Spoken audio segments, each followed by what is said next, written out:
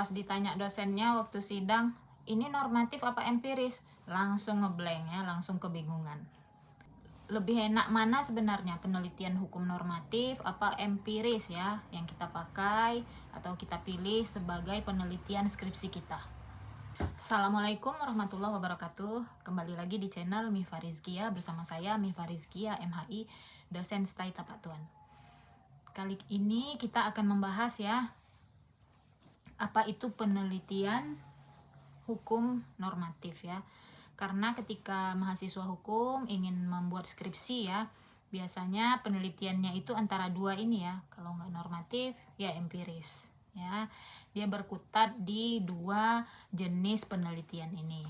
Nah, normatif ya, normatif dari kata-katanya saja ya, dari bahasanya saja sudah bisa kita pahami ya. Normatif berarti norma, yaitu kita meneliti normanya, hukumnya ya, hukum tertulisnya ya. Jadi baru hukumnya saja yang diteliti ya, belum terjun ke lapangan ya, belum meneliti bagaimana penerapan hukum tadi di lapangan ya. Jadi yang diteliti itu masih undang-undangnya ya, yang diteliti itu masih keputusan pemerintahnya misalnya, yang diteliti itu asas-asas hukum misalnya.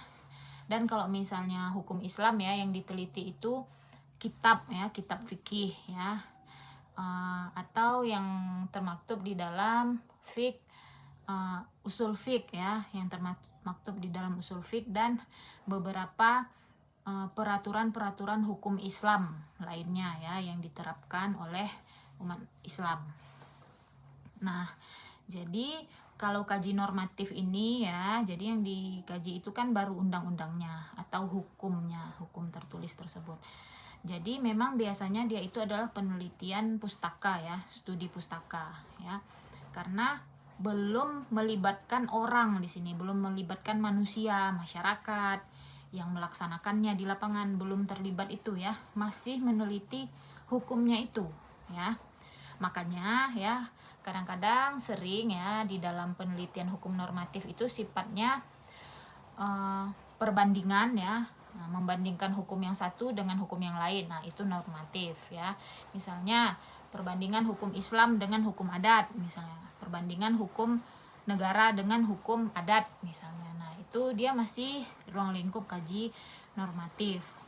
Nah, jadi di penelitian hukum normatif ini ya, justru peneliti itu harus menganalisis hukum yang telah dikeluarkan tersebut ya.